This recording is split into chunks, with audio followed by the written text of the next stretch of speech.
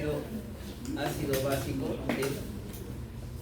nos habíamos quedado, y recordar ya algunos aspectos teóricos que básicamente dependen entre el equilibrio del bicarbonato y el CO2, recordando siempre que el bicarbonato, pero abajo tiene más. El bicarbonato, ¿qué cosa es? ¿Es una base o es un ácido? El bicarbonato es una base, ¿no es cierto? Y está en estado líquido. Y todo lo que está en estado líquido lo maneja el riñón. Y el CO2 es un ácido y en estado gaseoso, y eso lo manejan el aparato respiratorio, los pulmones básicamente. Entonces, el equilibrio ácido básico finalmente no es sino el equilibrio que existe entre estos dos órganos, el riñón y los pulmones, para mantener un pH en términos normales. Si bien es cierto, en la literatura les dan un rango de 7.33 a 7.44, pero recuerden que para efectos del cálculo tenemos que utilizar 7.4, o sea, el equilibrio perfecto, ¿sí? Todo lo que está por encima de 7.4 hablamos de alcalosis o alcalemia, ¿sí? Y todo lo que está por debajo de 7.4 de acidemia o acidosis. Fácil. Cuando lleguen tarde, pasen nomás, porque así, abre la puerta porque alguien me echó llave, dice. Sí.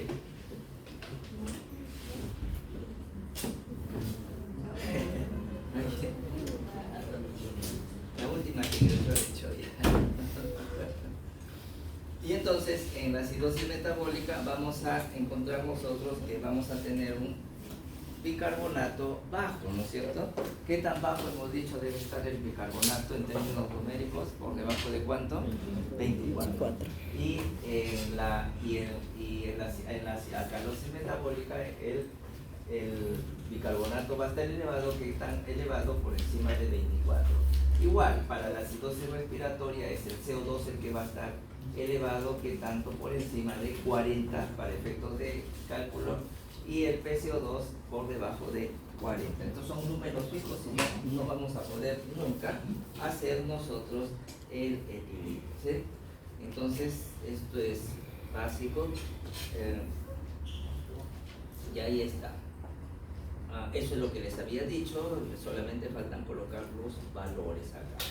¿Qué efectos podemos tener, ¿sí?, cuando tenemos acidosis metabólica o acidosis respiratoria? Por ejemplo, lo que más se afecta cuando el pH, ¿no es cierto?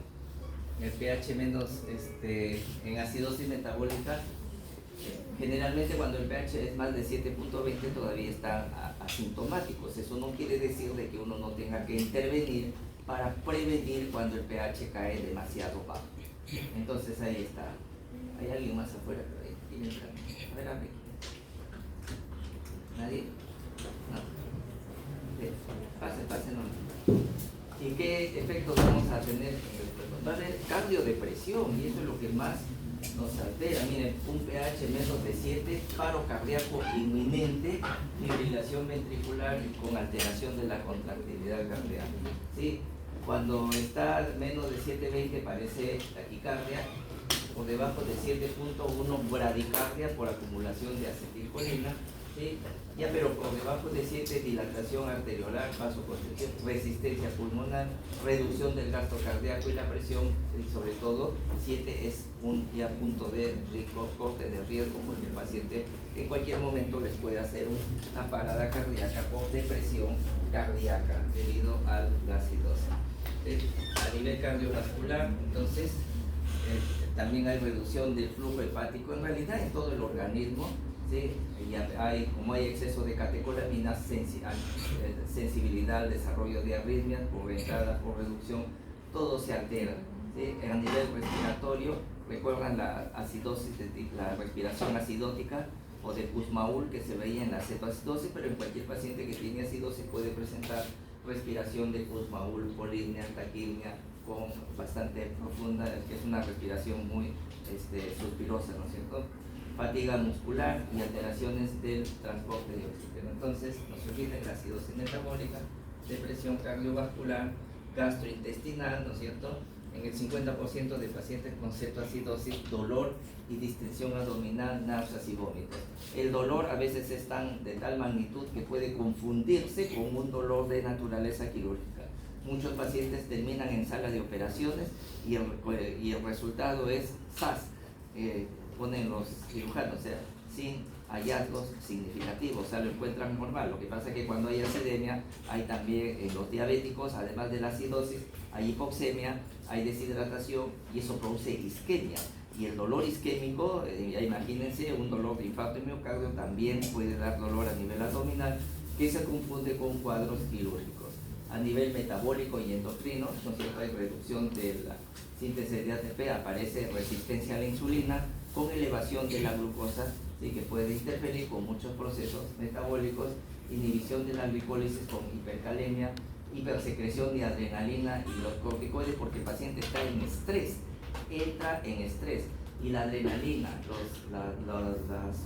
los corticoides endógenos, el glucagón, la hormona de crecimiento, son hormonas llamadas contrarreguladoras. ¿Y qué es lo que hace? Inhiben la acción de la insulina, y eso explica por qué estos pacientes pueden presentar hiperglicemia, ¿no es cierto?, en estados de estrés. Y a nivel del sistema nervioso central, ni modo, empieza a haber alteración del sensorio, somnolencia, confusión, desorientación, estupor y coma, pH de 7.1, entonces hipotonía y areflexia muscular. Bien, pasemos ahora sí a esto de acá de la neuropatía diabética. Ya, anterior. Esto no lo pasamos, entonces hablamos de alguien más que está fuera, señor. Sí. Hablemos de la enfermedad renal crónica. Ya dejamos la semiología, la historia clínica, el examen, y pasemos a estudiar entidades propias de la insuficiencia de la enfermedad renal. Entonces, existen alrededor de 11 síndromes reconocidos: la insuficiencia renal crónica, la insuficiencia renal aguda, la hipertensión secundaria, problemas de tipo renoparenquimales, el síndrome nefrítico, el síndrome nefrótico. Vamos a revisar los más importantes: las alteraciones del medio hidroelectrolíticas o del medio interno, el equilibrio ácido-básico, las neoplasias, los tumores, las enfermedades congénitas. Entonces tenemos alrededor de 11 síndromes reconocidos de importancia y hablemos de la enfermedad renal crónica, ¿sí? Pero la epidemiología de la enfermedad renal crónica, ¿qué les he puesto? ¿Estamos en renal o me he equivocado? ¿O es el...?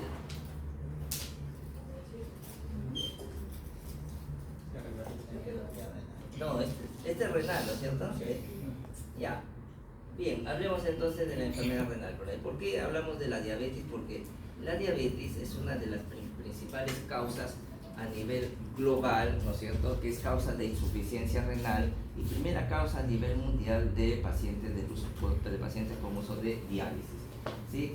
Recordar que la población, la prevalencia global es, dependiendo de los lugares, de 25 hasta 45%. Se dice que los habitantes de las islas del Pacífico, Hawái, sobre todo esa zona, y las aleutianas, todas esas zonas son los que tienen mayor prevalencia de diabetes por una cuestión étnica, ¿sí? El desarrollo de la afección renal depende del tiempo, ¿no es cierto? Está demostrado que diabetes tipo 1, ¿sí?, 10 a 15 años después del diagnóstico, sobre todo 15 años, el máximo riesgo de desarrollar falla renal por diabetes, ¿sí? Incidencia en la diabetes está aumentado, ¿no es cierto? 3% tienen nefropatía en el momento del diagnóstico. Interesante porque si un paciente tiene más allá de 20 años de diabetes y no ha desarrollado falla renal, ya poco probable que tenga compromiso renal. ¿Y por qué algunos pacientes diabéticos hacen falla renal? Porque otros no lo hacen. ¿Por qué algunos hacen retinopatía y otros? Porque la diabetes en realidad debería ser síndrome, no es una enfermedad, es un conjunto de enfermedades. Hay más de 30 genes implicados, es decir, hay más de 30 variantes de diabetes, cada uno con sus manifestaciones específicas, pero tienen en común que todos ellos tienen la glucosa alta, ¿sí? Ese es el problema de acá. Entonces, hablemos entonces de la nefropatía, diabetes e insuficiencia renal. Entonces, en la mayoría de los pacientes, la nefropatía es debido a un tipo de compromiso glomerular. ¿Cómo diferenciamos una glomerulopatía de una nefropatía de tipo glomerular y de tipo intersticial desde el punto de vista clínico? Entonces van a llegar muchos pacientes con insuficiencia renal. Anoten esto. Pacientes con las principales causas de nefropatía de tipo glomerular a la cabeza tienen ustedes la diabetes, tienen el lupus y tienen la amiloidosis. Y en cuarta causa por algunos fármacos como el uso de captopril a dosis altas. Son las 4 principales causas reconocidas de diabetes de falla renal secundaria de tipo glomerular. Pero hay 2 enfermedades que pueden complicar al riñón, no la parte glomerular, sino la parte intersticial. Y a la cabeza está la hipertensión arterial. Y en segundo caso, la uropatía obstructiva asociada a hiperplasia prostática benigna. Disculpe, me he olvidado el plumón, por eso que no le... Y está cerrado abajo, se han ido a almorzar. Por eso quería que expongan y después... Pero después lo volvemos a resumir, porque... ¿Cómo diferenciar si un paciente tiene una falla renal de tipo glomerular o tiene falla renal de tipo intersticial? A veces llega el paciente y dice creatinina en 8, listo, está en insuficiencia renal. ¿Cómo saber si es glomerular y cómo saber si es intersticial? ¿Alguien tiene alguna idea? Muy fácil. Por el glomérulo, ¿dónde se filtran las proteínas? ¿En el glomérulo o en el intersticio? En el glomérulo. Entonces, cuando hay una falla glomerular, va a haber pérdida de proteínas. Y la pérdida de proteínas, ¿a qué te lleva? A disminución de la presión oncótica. Y esa disminución de la presión oncótica clínicamente, ¿cómo se expresa? Con edema. Muy bien. Tengo una azoemia, tengo una falla renal como edema glomerular. Y entonces planteo mis posibilidades: diabetes, amiloidosis, ¿qué más hemos dicho? Lupus o de repente algunos fármacos nefrotóxicos. Tengo una falla renal, no hay edemas, está seco, listo, es una nefropatía de tipo intersticial a la cabeza, hipertensión arterial y nefropatía, uropatía obstructiva asociada a hiperplasia prostática. Y por ahí hay algunas rarezas, pero la mayoría encaja dentro de estos 2 grupos. Es interesante porque la diabetes mellitus pasa por estadios que son bastante predecibles, ¿sí? Entonces, cuando la diabetes afecta el riñón, ¿sí? Según Mogensen, así es, se habla de un estadio inicial en la que hay una hiperfunción, ¿no es cierto?, del riñón. ¿Qué es lo que pasa? Se lesiona el riñón, la diabetes. ¿Quién es? ¿Pasa? A ver, alguien les va a hacer encuesta, creo. Hola, ¿qué tal? ¿Podría otorgar 5 minutos, por favor? Vale. Somos defensoría universitaria. ¿Le pasa? Listo, a ver. ¿Qué tal, chicos? Buenas tardes. Entonces, si se sienten violados, ultrajados, ahí tienen pasa por diferentes estadios, ¿verdad? Entonces, imagínense, yo tengo mi riñón, ¿cuántos glomérulos tenemos? Alrededor de 1 millón, ya. Perfecto. Entonces la diabetes afecta a los glomérulos, pero no lo afecta uniformemente, lo afecta en forma bizarra. Uno acá, otro allá. Entonces imaginemos que del millón de glomérulos que tenemos afectó a medio millón, a la mitad. Entonces, ¿qué tienen que hacer la mitad que queda todavía indemne, sana? Tiene que compensar. ¿Y cómo va a compensar? Trabajando más, ¿sí? Y sucede lo mismo cuando se les da un trabajo en un grupo, no todos trabajan, ¿sí? Trabaja 1 o 2, el resto hace por ahí algo de gracia y los 2 tienen que compensar para realizar. Entonces, esa compensación se puede medir y a eso entonces crecen los glomérulos a hipertrofia y no se replican hipertrofia por el exceso de función y empiezan a filtrar más. Y ese primer estadio se llama un periodo de hiperfiltración glomerular. La tasa de filtración glomerular, ¿recuerdan ustedes cuál es el valor normal? Habíamos hablado, es de entre 80 y 120. Entonces ustedes van a encontrar diabéticos con creatinina normal, pero cuando aplican la tasa de la fórmula de Crocop-Wolkoff van a encontrar que el riñón de repente tiene una tasa de filtración de 200, de 250, de 180, muy por encima del valor normal. ¿Qué está pasando? Ese riñón ya está sufriendo. Por eso es importante no confiarse en el valor absoluto de la creatinina, sino todo llevarlo a la fórmula de depuración de creatinina, que es, ¿recuerdan ustedes? 140 menos la edad, multiplicado por el peso, dividido entre el valor de la creatinina, multiplicado por 72. Sí, todo llévenlo ahí y van a encontrar, sobre todo en los diabéticos, y van a encontrar sorpresas, ¿no es cierto? Muy bien. Luego, conforme te cae la función renal, la tasa de filtración como que se normaliza aparentemente. Lo que pasa es que ya está en picada, ya está en caída, pero y aparentemente el paciente está sano. Mucho cuidado con ese grupo de pacientes, hay que vigilar. El tercer estadio, la nefropatía incipiente, le llaman, pero aparece acá lo que se llama la microalbuminuria. Nosotros normalmente excretamos albúmina, ¿sí?, diaria, pero que no debe ser más de 30 miligramos, ¿sí?, en orina de 24 horas. Estos pacientes ya empiezan a ver lo que se llama la microalbuminuria. Después ya hay un estadio 4 definida, y aquí empieza a haber proteinuria. Sí, proteinuria, pero que a veces no llega al rango nefrótico. Y finalmente llega lo que se llama el síndrome nefrótico, y en ese momento recién empieza a aparecer la insuficiencia renal crónica.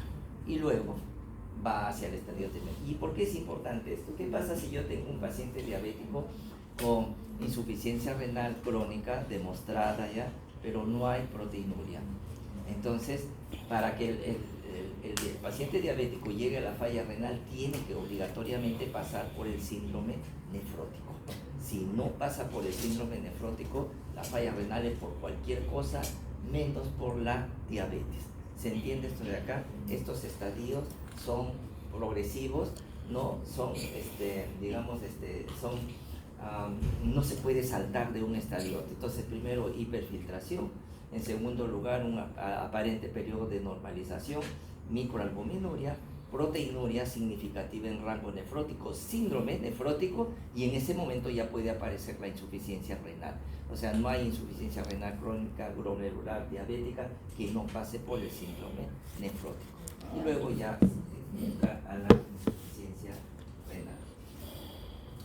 Entonces, aquí está, esto es lo que la evolución natural, ¿no es cierto? Ahí más o menos alguien ha tratado de graficarlo, ¿sí? Inicialmente hay cambios estructurales, ¿sí?, pero no hay manifestaciones clínicas, y lo único que podemos encontrar es el aumento de la tasa de filtración glomerular, hiperfiltración glomerular. Luego aparece lo que se llama la microalbuminuria, ¿no es cierto? Y a veces lo llaman algunos nefropatía temprana. Ahí puede haber elevación de la presión, ¿sí?, puede haber hiperfiltración, y aparece con la microalbuminuria después, entre 11 a 23 años, proteinuria establecida, ¿sí?, y finalmente aparece ya el periodo, la insuficiencia renal. Cuando hablamos de proteinuria establecida, ya estamos hablando, aquí puede ser rango no nefrótico, pero finalmente terminan haciendo síndrome nefrótico. Entonces, y finalmente va hacia la insuficiencia renal. ¿Cuántos años demora, ¿no es cierto? En promedio, ¿no es cierto?, hasta 20, algunos dicen hasta 30 años. Pero ese es en un diabético que está bien controlado, digamos así. Pero no todos los diabéticos hacen insuficiencia renal crónica, no todos. La nefropatía diabética tiene un carácter hereditario, ¿sí?, para empezar. Entonces, si yo tengo padres diabéticos que no sufren insuficiencia falla renal, siendo diabéticos, entonces es poco probable que yo no lo tenga también, o que yo lo tenga, ¿no es cierto? Tiene un rasgo hereditario muy marcado, y ya les dije, hay muchas formas de diabetes. Entonces, algunos médicos les exigen hacer retinopatía.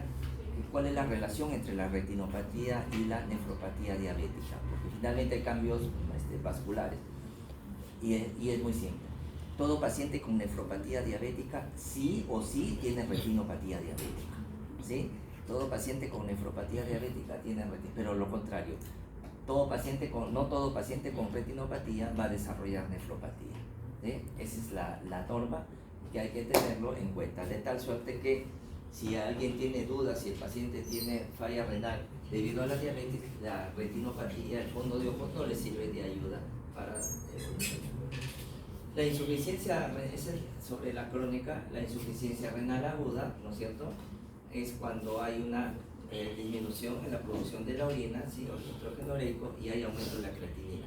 ¿Cuál es el tiempo para decir que yo tengo que esto es una insuficiencia renal aguda y esto es una crónica? No se sabía hasta hace algunos pocos años que se estableció. Para insuficiencia renal aguda crónica estamos hablando más allá de los 3 meses, y antes de los 3 meses vendría a ser todo agudo. Entonces, cuando estamos dentro de los primeros 3 meses, ¿ya? Según la Kidney Disease Improvement Global Outcome, que es un protocolo, ¿no es cierto?, un consenso mundial de cómo definimos una insuficiencia renal aguda, y acá tiene un valor de la creatinina sérica en más de 0,3 miligramos en un lapso de 48 horas, ¿sí? O el aumento de la creatinina 1.5 veces en un lapso de 7 días, o esto es más interesante, una diuresis menor de 0.5 mililitros por kilo de hora durante 6 horas. Por ejemplo, tenemos un paciente que entró a sala de operaciones, lo operaron. Dicho sea de paso, la principal causa de falla renal aguda son las cirugías, son las operaciones, ¿sí? Porque a veces el paciente está anestesiado, a veces no controlan bien la presión, no controlan los volúmenes. Entonces el paciente, miren siempre la diuresis después. Si el paciente en las 6 horas orina menos de esto, imaginemos que pesa 70 kilos, entonces sería 35 por hora, en 6 horas, 35 por 6, 200 centímetros cúbicos. Si un paciente en las siguientes 6 horas, la diuresis, el gasto urinario es menos de 200, en forma temprana decimos, este paciente ya está entrando a falla renal aguda. ¿Y por qué es importante esto de acá? Porque cuanto más temprano hacemos la intervención, podemos recuperar al riñón, que es más difícil que esperar una semana, que esperar 2 días, o peor si esperamos una semana, ¿sí? Entonces puede ser reversible las fallas renales agudas, sí, cuando se interviene. Entonces yo les recomendaría tener en cuenta este último concepto, ¿sí? Menos de 0.5 por kilo por hora en las primeras 6 horas de gasto urinario en un paciente que está en riesgo de hacer falla renal aguda. Entonces podemos decir que ya está en insuficiencia. Esto solamente hay diferentes clasificaciones, la de Rifle, la de la aquí, pero la que usamos actualmente es la de Kidney Disease Global Outcome. La insuficiencia renal aguda puede ser de naturaleza prerrenal, renal o postrenal, ¿sí? Es decir, incluya insultos antes de por fuera del riñón, insultos en el parénquima renal, o posterior a la renal, pueden todos ellos ocasionar falla renal aguda. La fisiopatología en la prerrenal es la hipoperfusión renal. Cualquier condición que origine una hipoperfusión renal, como por ejemplo hipovolemia, disminución del gasto cardíaco, vasodilatación sistémica, vasodilatación renal, puede conllevar a una falla de naturaleza prerrenal. La falla prerrenal es un estado todavía recuperable al 100% si uno interviene precozmente. Por ejemplo, ustedes tienden a deshidratarse rápidamente, que tienen menor volumen sanguíneo. ¿Cuánto es nuestro volumen sanguíneo en porcentaje? 60%, ¿no es cierto? Sí, el agua corporal inclusive 60%. En el adulto mayor disminuye del 50%. Entonces ellos tienen menor capacidad de respuesta ante los estados de hipovolemia. Entre un obeso y un delgado y no obeso, ¿quién tiene mayor riesgo de hacer daños por hipovolemia y hipoperfusión? ¿Los obesos o los flacos? Los obesos.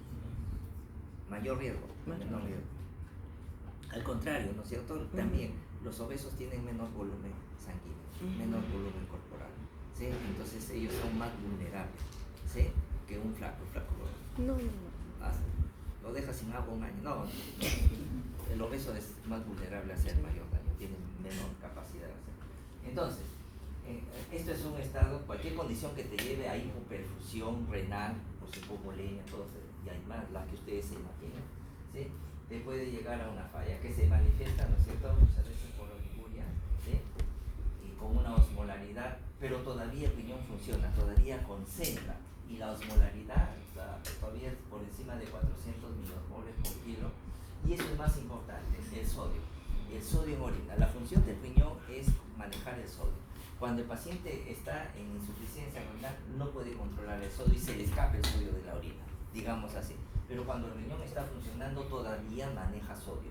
Por eso es que este es el examen que nosotros utilizamos para saber cuando tenemos una elevación de la creatinina, todavía es prerrenal o es renal. Pedimos sodio en orina. Si el sodio es bajo, menos de 20 miliequivalentes por litro, todavía es prerrenal. Pero si el sodio es mayor de 20, dijimos, listo, ya está fallando el riñón. Quieren una medida más exacta, más precisa, la excreción fraccionada de sodio. Este es más sensible que el sodio urinario, ¿ves? Porque puede equivocarse, volumen, esas cosas. Excreción fraccionada de sodio menos de 1 es todavía prerrenal. Más de 1%, ¿sí? Es ya renal, hablamos de necrosis tubular aguda. En cambio, mientras que acá hay hipoperfusión, acá ya hay isquemia. O sea, ¿me entiendes? O sea, ya ese paciente, la isquemia que te lleva a necrosis. Y hay nefrotóxicos endógenos y exógenos. Los exógenos ustedes los conocen. ¿Cuáles son los fármacos más nefrotóxicos y que se venden sin receta médica en el Perú? En la farmacia, los antiinflamatorios no esteroideos, los AINES. ¿Sí? Ya hemos dicho, todo cuidado con aquellos pacientes con insuficiencia renal, con insuficiencia hepática o con insuficiencia renal, prohibido, contraindicado el uso de antiinflamatorios no esteroideos porque pueden terminar agravando la función renal en una insuficiencia renal. Los otros son los aminoglicósidos. En el Perú hay dos nada más. ¿Cuáles son? La amicacina y la gentamicina. La amicacina en toda esta zona se usa en cantidades así industriales. Si no, no hubiera laboratorios que vendieran la gentamicina, ¿sí? Y que siguen produciendo. Pero es nefrotóxica, no es mala, no es buena, no es mala, sino que hay que saber usar, ¿sí? Hemos visto casos de pacientes que llegan referidos al hospital, a veces con faringitis, y que les han indicado gentamicina para una faringitis, ¿sí? ¿Cuál es el espectro de los aminoglicósidos? ¿Gran positivos o gran negativos? Los aminoglicósidos, ¿para qué están diseñados? Para infecciones por gran negativos, ¿sí? Y las faringitis, ¿por quién están ocasionadas generalmente? Casi siempre por gran positivo, gran negativos o gran negativo. ¿Qué es el estreptococo? Un gran positivo. Entonces, ¿cómo vas a dar gentamicina a una infección de una faringitis, una bronquitis? Porque acá lo que esperas son gran positivos. Así lo usan, ¿sí? Saliendo del hospital, afuera nomás del hospital, nosotros que están afuera. Hay que tener mucho cuidado. Nefrotóxicos endógenos. Si alguien conoce, ¿qué pasa si vas, sí, por acá, cruzas acá y te atropella pues una combi, ¿no es cierto? Ahí te aplasta las piernas. ¿Qué va a pasar? ¿Qué va a liberar el organismo? Es el crash syndrome, ¿no es cierto? Síndrome por aplastamiento. Se aplastan los músculos. ¿Y qué liberan los músculos cuando son, qué sustancia liberan? ¿Ya? ¿Y qué es tóxica? La mioglobina.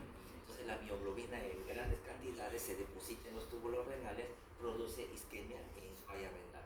La bilirrubina también es un endógeno, es un nefrotóxico endógeno. Ya, mucho cuidado con la bilirrubina. Van a llegar pacientes, tengo 5, tengo 6 de bilirrubina. Bilirrubina es nefrotóxica así absoluta cuando está por encima de 20 miligramos por decilitro. Es decir, hay un techo. Bilirrubina de 8, 10, tranquilo, no va a pasar nada, líquido. Pero ya por encima de 20 hay que tomar medidas porque ese paciente puede terminar en falla renal, ¿sí? Entonces, estas cositas prácticas, ténganlo en cuenta. Las glomerulonefritis, las vasculitis, las enfermedades tubulointersticiales. Pero ¿cuál es la característica, no es cierto? Que ya no puede concentrar orina. Esa es la primera característica y tiene osmolaridad menos de 400 y lo más importante, ya no maneja el sodio. Entonces el sodio urinario es elevado con una fracción de excreción del más del 1%. Y la postrenal o obstructiva, eso ya lo vemos nosotros sobre todo en pacientes que tienen uropatía obstructiva, ¿sí? ¿Cuál es la uropatía obstructiva? Más frecuente en los hombres, la hiperplasia prostática benigna. ¿Qué porcentaje de hombres van a sufrir hiperplasia prostática benigna en algún momento de su vida, en algún grado? ¿Ah? El 95%, ¿sí? O sea, no hay hombre que no sufra hiperplasia prostática benigna. Y si conocen un hombre que no tiene, no es hombre, ¿no es cierto? Bueno, casi, ¿no es cierto? O sí. ¿Conoces alguno que no? ¿Allá conocen alguno que no tenga? Pregunten eso. ¿Tienes mujeres son felicidad? Porque es más del 95%. En en algún grado. Puede ser leve, moderada, pero algunos son muy severos, ¿no es cierto? Entonces, ¿qué es lo que pasa? Se obstruye, pues no sale la orina y eso ¿qué origina? Toda la presión de la orina se remite en forma retrógrada y ¿qué cosa va a ocasionar? Hidronefrosis. Y esa dilatación puede lesionar el riñón. Este es interesante porque esta es una de las formas de falla renal que cuando uno permeabiliza la uretra, ¿no es cierto? Y descomprime la orina, se puede recuperar. ¿Sí? En cambio, a veces pueden ir a la cronicidad. Si no tratamos esta precozmente, podemos terminar en una necrosis tubular aguda. ¿Sí? Muy bien.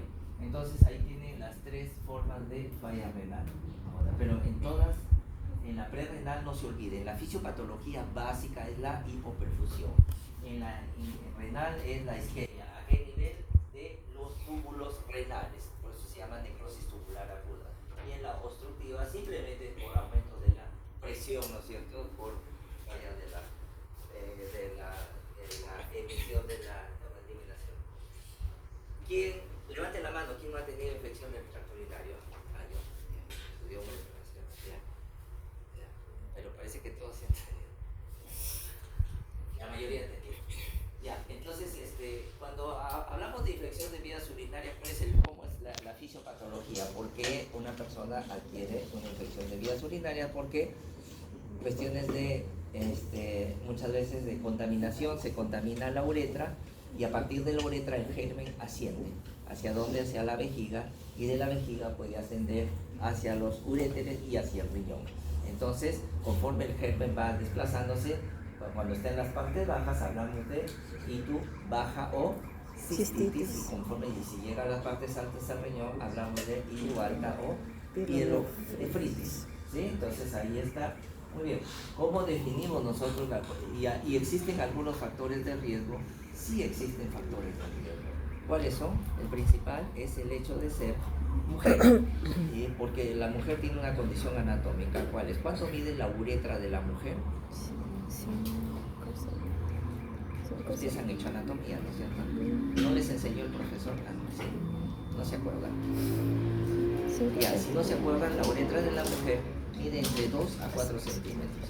¿Sí? Entonces, 4 centímetros era para las gringas, porque son grandazas, pero acá debe ser 2 centímetros. Entonces llega el germen y prácticamente la vejiga está en contacto con el medio ambiente. Llega un germen ahí, ¿no es cierto? Agua contaminada, ¿no es cierto? A veces, recuerden, les conté la historia de que una vez hicieron análisis en el agua de la Tarjea, que se supone que es la que provee agua a todos nosotros, y encontraron Helicobacter pylori. O sea, ¿se imaginan? Helicobacter pylori en el agua de la Tarjea, en agua potable.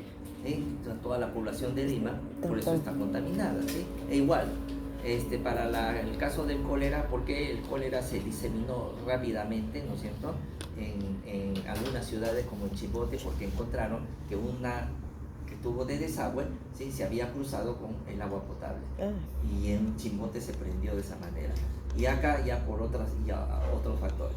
Entonces llega el germen a la uretra y como está prácticamente cercana, rápidamente invade hacia la vejiga, y eso, el Escherichia coli es un germen de rápida replicación, rápidamente puede hacer una infección de vías urinarias. Entonces, mujer versus hombre. En el hombre, ¿por qué? Porque la uretra es más grande, más larga, ¿no es cierto? Más grande, más larga. ¿Cuánto mide en promedio la uretra? Sí. A ver, ¿cuánto mide la uretra? Así un número. 6 a 7, 7, 8. 8 centímetros. Las mujeres de 2 a 4. Una idea. A ver quién me dice. Michael, ¿cuánto mide la uretra masculina? Más o menos. 6 a 8. Sí, pues, desde que es su nacimiento hasta que termine. 15 centímetros, porque recuerda que la uretra nace en la vejiga, ahí luego pasa por la próstata, la uretra prostática, y luego viene la uretra peniana, ¿no es cierto? 15 centímetros, muy bien. ¿Cuánto mide? Un número, dale. 8 centímetros ya. Ya está bien, pues. Entonces miren las diferencias, 8 centímetros, 15 centímetros. La literatura dice que desde su origen la uretra mide entre 18 a 22 centímetros. Lo que sale hacia afuera es la mitad, pues, ¿no es cierto? Claro. Ya. Pero si él tiene 8, entonces 4 adentro y sale 4 afuera, micropene, ¿no es cierto? Y el Michael también de 15, 7 adentro, 7 afuera, también llega a la categoría micropene. ¿Sí? Ya, entonces mide entre 18 a 22 centímetros, ¿sí? Las uretras, en promedio, estamos hablando de promedio, ¿sí? Ya. Lo que pasa es que entonces el germen tiene dificultad, y como a diferencia también otro factor de riesgo tiene que ver el hábito social, las costumbres. El hombre cuando tiene ganas de miccionar, ¿qué hace? Orinar En cualquier sitio, ¿sí? ¿Alguien ha orinado en los jardines de la casa? Yo sí, por ejemplo, usted estaba caminando, tenía ganas de orinar, busqué un jardín, una puerta por ahí que nadie vea, ¿sí? Ya. Y cuando a veces tenía muchos apuros, ya, pues ahí junto a un poste, pues ahí nadie me conoce. El hombre lo hace, la mujer no puede hacer eso. Entonces retiene la orina, ¿sí? Por cuestiones sociales, ¿sí? No lo hace y entonces facilita el tema. Otro factor de riesgo son las relaciones del inicio, las relaciones sexuales, ¿no es cierto? El inicio de relaciones sexuales o relaciones sexuales en las que no hay el juego sexual, que tiene la función de lubricar y evitar que sea una relación traumática. Bien, entonces hablamos de una cistitis aguda, aquella que se define infección que se desarrolla solamente en la vejiga, ¿sí? Y la sintomatología, ¿no es cierto? Más allá de la misma fiebre, síntomas de cistitis aguda y la pielonefritis, ya. Cistitis aguda conocida como ITU alta y que no hay síntomas como fiebre, ¿sí? Ni de enfermedad sistémica, como dolor en el campo. Entonces anoten esto, una cistitis aguda no necesita tener todas las características, pero presenta poliuria, polaquiuria, aumento de la frecuencia, polaquiuria, no poliuria, polaquiuria, la disuria, dolor al orinar, ¿verdad? El tenesmo vesical viene a ser, ¿no es cierto?, la sensación, la necesidad de esfuerzo al orinar, o pujo que le llaman. ¿Sí? Urgencia vesical, que es la necesidad imperiosa de ir al baño y miccionar, y cuando llegan allá aparentemente solamente hacen 2-3 gotitas, pero eso es por irritación de la vejiga. Y finalmente puede haber dolor en la región suprapúbica, que es la proyección de la vejiga, ¿sí? Dolor, disuria, polaquiuria, tenesmo y urgencia vesical. Eso es, el germen está en la vejiga, pero si el germen llega arriba aparecen 2 síntomas: la fiebre o el dolor o sensibilidad costolumbar, que uno lo puede poner de manifiesto al hacer la maniobra de puño percusión lumbar. Entonces, una ITU baja más fiebre o dolor o sensibilidad costolumbar ya se convirtió en una ITU alta, que es pielonefritis, ¿sí? Ya, hay un término acá de las ITUs, de ITU complicada y no complicada. Ese es el término original, es muy simple. ITU no complicada cuando el tracto urinario no tiene ninguna alteración anatómica ni funcional. Es un tracto urinario sano, indemne, ¿sí? Anatómicamente y funcionalmente. Pero una ITU complicada puede ser baja o puede ser alta, y es cuando existe alguna alteración anatómica, morfológica o funcional. ¿Para qué fue este concepto? Las ITUs no complicadas, que pueden ser bajas o altas, solamente requieren tratamiento médico, nada más. Pero las ITUs complicadas, nuevamente, pueden ser altas o pueden ser bajas. Además del tratamiento médico, hay que pensar en una posibilidad de un tratamiento quirúrgico. Me explico. Yo tengo un paciente con hiperplasia prostática benigna, así que eso le condiciona que el paciente haga infección de vías urinarias. ¿Ya tengo que tratar la infección? Sí, pero ¿cómo prevengo, ¿no es cierto?, que el paciente me siga haciendo infecciones recurrentes? Tengo que actuar sobre la próstata. ¿Y qué voy a hacer sobre la próstata? Cirugía, ¿no es cierto?, porque no hay tratamiento hasta ahora eficaz, efectivo, ¿no es cierto?, que te reduzca la próstata, ¿sí? Ya. Tengo un paciente que tiene una infección de vías urinarias, alta y baja, ¿no?, pero tiene cálculos, ¿sí? Tiene cálculos vesicales, tiene cálculos renales, ureterales. ¿Qué tengo que hacer con ese paciente? Además del tratamiento, ¿sí?, operar, ¿sí? Bueno, alternativas a la operación, hoy se ha creado la litotripsia, ¿sí? ¿En qué consiste la litotripsia? Ecosondas, ¿no es cierto?, que mandan hacia el cálculo, lo pulverizan, pero es un procedimiento, ya no es clínico, ya no es médico, es un procedimiento especial. Tengo un paciente con vejiga neurogénica, ¿sí?, y que eso condiciona infecciones de vías urinarias. ¿Qué tengo que hacer? Además del tratamiento, tratar la vejiga neurogénica. ¿Cómo se trata la vejiga neurogénica? Sí, acá depende. Si es hombre, talla vesical, ¿sí? Entonces por acá se le coloca la sonda, se hace una apertura artificial y por ahí se coloca la sonda. Porque el tener una sonda permanente acá predispone a más infecciones, ¿sí? Y en la mujer se le enseña a usar el cateterismo intermitente. Como la uretra mide 2-4 centímetros, hay sondas se llama sondas de plata, de 6 centímetros, con eso ubica el meato urinario y cada 6 horas evacúa la orina para evitar que haga más distensión vesical. ¿Ven? Pero ya, aparte del tratamiento médico, estamos implementando un tratamiento no médico que tiene más connotaciones quirúrgicas. Tiene estenosis del urétero o de la uretra. Hay gente que nace con estenosis congénita del urétero o de la uretra. O después, no se olviden cuál es la infección que más condiciona estenosis de la uretra o del uréter. ¿Cuál es esa infección de transmisión sexual asociado a diplococos gram negativos? ¿Cuál es? La gonorrea.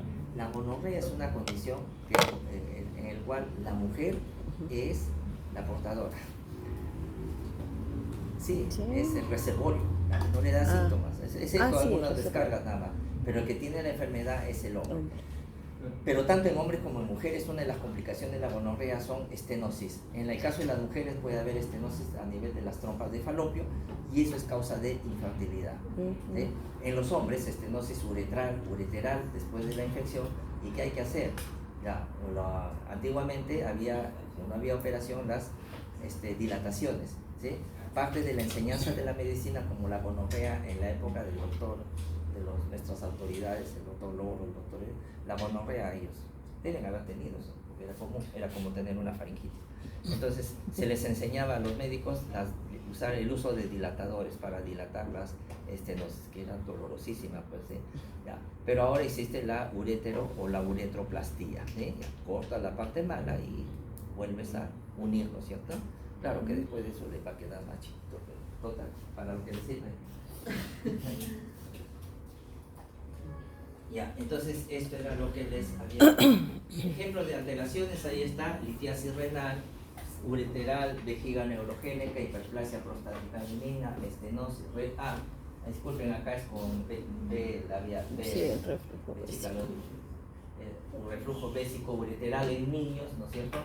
Y el hecho de ser hombre per se, el hombre no debe tener no tiene por qué tener infecciones de vías urinarias. Entonces, si vivimos en una sociedad pulcra, ¿no es cierto?, respetuosa, digamos así, de las buenas costumbres, todo hombre con infección de vías urinarias se considera o se consideraba ITU complicada, ¿sí? Pero nuestra sociedad no es así, ¿no es cierto? Es un tanto pervertida. Entonces, si tienen un hombre con infección de vías urinarias, deben preguntar cómo es sus hábitos sexuales, ¿sí? Entonces, ¿por qué un hombre puede tener infección de vías urinarias? ¿Sí? ¿Por qué? Sexualmente, ¿quién practica el sexo? Anal. ¿Sí? Entonces, primero pregunte: oye, ¿eres minero? Así le dicen. Porque extrae oro. Ya les dije, ¿no es cierto?, las manifestaciones clínicas. Hablemos del síndrome nefrótico, ustedes ya lo saben.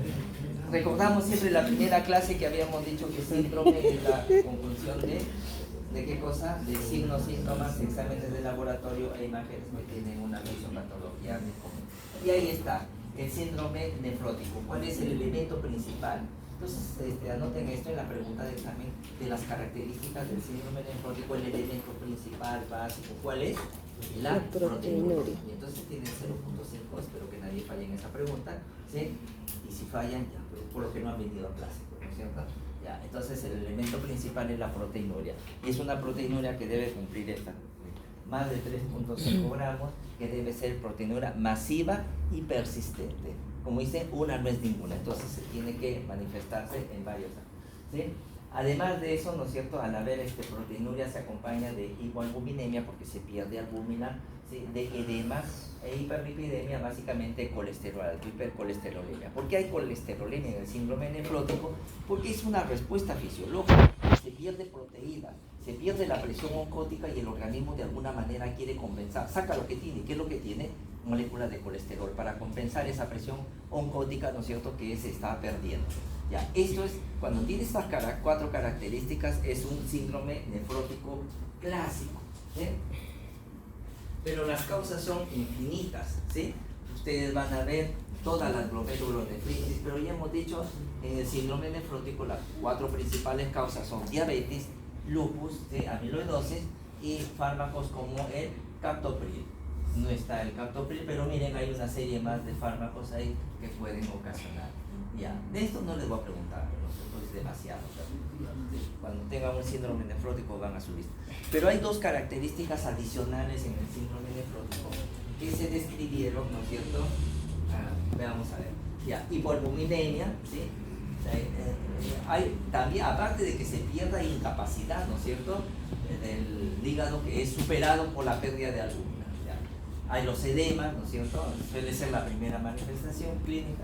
Hay hiperlipidemia, ¿no es cierto?, porque se estimula, ¿no es cierto?, debido al descenso de la presión oncótica, es compensatoria en buena cuenta la dislipidemia, entiéndanlo así. ¿Sí? También hay, pero acá viene el otro, no solamente se pierde albúmina, sino que se pierde globulina. ¿Y las globulinas para qué sirven? Para nuestro sistema de defensa, para el sistema inmunológico. Entonces estos pacientes tienen así mayor riesgo, tendencia de hacer infecciones. El síndrome nefrótico es un paciente con una condición de inmunosupresión, y esos pacientes están en alto riesgo de hacer cualquier tipo de infección. Y la otra característica es que no solamente se pierde albúmina, globulina, sino que también se pierde factores de coagulación. ¿Y cuáles son los factores de coagulación? ¿Para qué sirven estos factores de coagulación? Para mantener el equilibrio y evitar el desarrollo de trombosis. Y se pierde principalmente la antitrombina 3. La antitrombina 3 es un anticoagulante. Entonces, como se pierde gran cantidad de antitrombina 3, hay un desequilibrio entre la coagulación y la anticoagulación. Y la sexta característica es la trombosis, pero en venas profundas. ¿Cuáles son esas? El sistema iliofemoral. Entonces, estos pacientes pueden tener trombosis venosa profunda. A nivel de las venas hepáticas, ¿no es cierto?, puede haber trombosis a ese nivel, y los pacientes empiezan de la suprahepática si cava, trombosis, y esos pacientes hay un aumento de la presión portal, y estos pacientes rápidamente hacen ascitis, ¿sí? Y a eso se conoce, ¿no es cierto?, esa ascitis de rápida aparición por trombosis del sistema venoso portal, se conoce con el nombre del síndrome de